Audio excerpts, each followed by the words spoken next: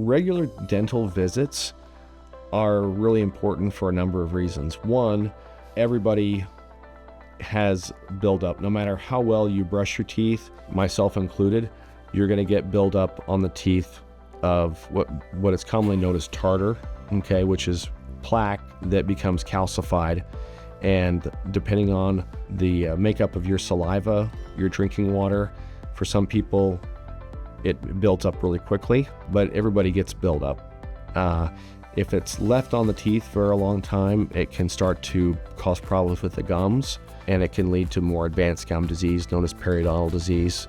Cavities can form fairly quickly, and so a visit to your dentist every 6 months where you're having things looked at, you're going to catch things when they're smaller.